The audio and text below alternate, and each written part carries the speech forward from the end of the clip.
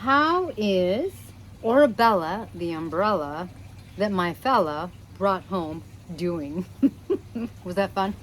Hey guys, I'm Kaylin, the author of the Parrot Bliss Pod, Get to Know African Gray and Cape Parrots, and my third book, Feathered Splendor, working on my fourth one.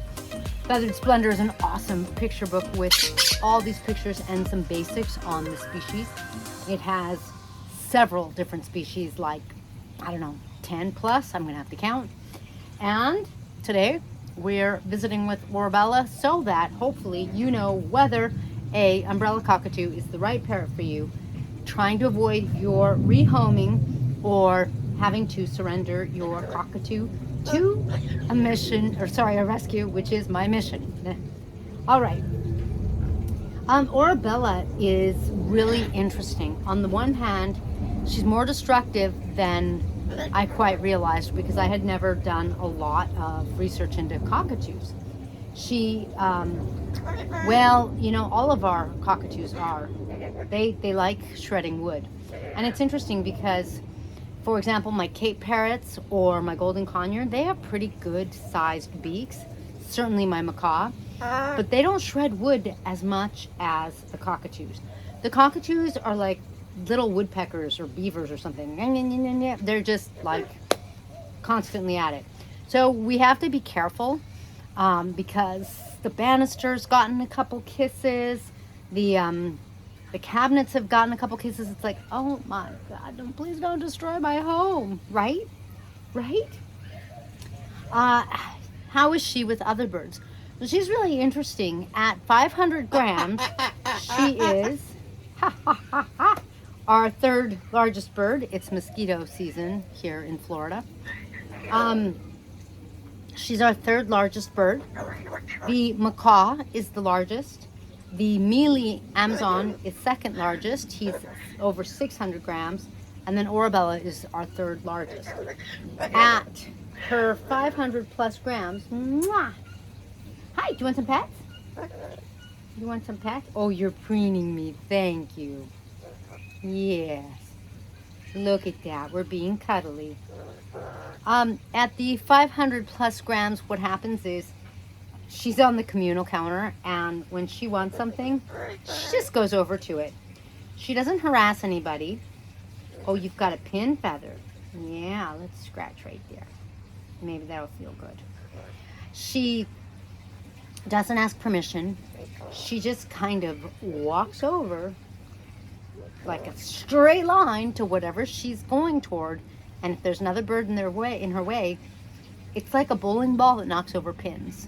She's not aggressive. She's not anything. She's just going. So, it's kind of interesting and funny. Lorenza, my yellow-naped Amazon, gets out of the way.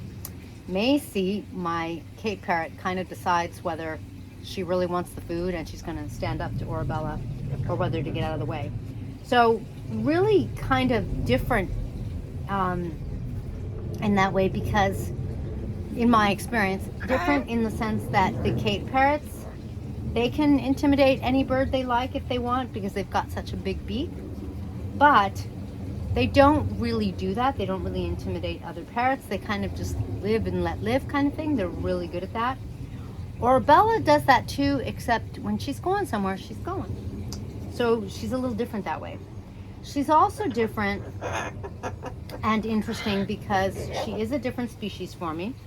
She is a +1 to my 22 plus species of parrots. And as a cockatoo, although Diva and Bella, our Major Mitchell, and our Galah are also, oh, now I get a turn, thank you. They're also cockatoos, but being a different kind of cockatoo, being from Indonesia instead of Australia, she is a little different. Now, I would say that the three of them are kind of similar in the sense that they're social, but they're not like the conure family. The conure family is like this. I describe conures as being attached at the cheek because they are very often in proximity of one another, and like in physical proximity, touching each other. Our green cheeks, we have a pair that are bonded. Sometimes one is under the other's wing, or I don't know, they're just they can be looking out two different ways, like their heads are kind of going in two different directions, and their bodies, if you didn't know better, you would think it was a two-headed green cheek monster because their bodies almost merge into each other. Cockatoos, they are social. They are super social. They might be more social than green cheeks. She's yakety. She's active. When you walk in, she expects to be greeted and she greets you. She is social, but she's not necessarily super touchy, super physical like a green cheek. So she's loud. Not that she screams all day. She's not bad, but when she wants to be loud, she's loud. She's never bitten us, for whatever that means. I don't think that means the cockatoos don't bite. I think it means Orbella has never bitten us. That could change. It could not change. And you can see even here with me, she's being pretty affectionate right now. In other words, she is having me pet her, and she does have some pin feathers. And you've seen she's preened me some, but it's just not at the same level as some of my other birds or other species. For example, of course now she's getting on my lap. I was about to say River likes to be on me, my green cheek. When I'm with River, she's like on my shoulder, she's on my knees, she's like in my proximity. Orbella never gets on me. See, she's proving me right? Let's adjust the camera. I know you want to see her because she's gorgeous. So this is really, actually it's okay. It's just blue. She does do that with my husband, but okay. She's like, still, I will say, it's not like, when I see River or Lorenza, they want to be on me. River's a green cheek, Lorenza's yellow-naped Amazon. When I'm with Rosie, my macaw, she wants to be on me. She wants to be on me or near me and either preening me, beaking me, which isn't biting, but it isn't kissing. It's not, She's like really kind of like Orbella was doing earlier. Oh, see what I mean? So she doesn't stay.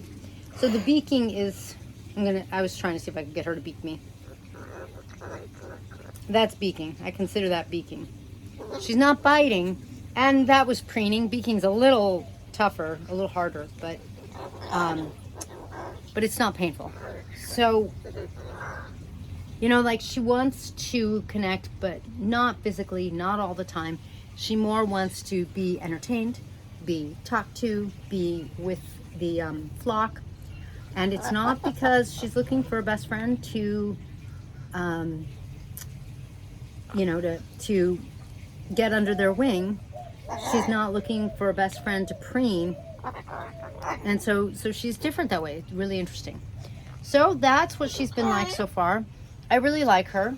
I cannot get her a male. If I get a male, she could get injured, especially, if they're out and about, it would be fine, but the males can get really aggressive. And when they get hormonal, they get difficult. And if you give them a nest box, they can injure or kill the female. So maybe if I got a male and they were just both in the communal area, it would be okay. I don't know.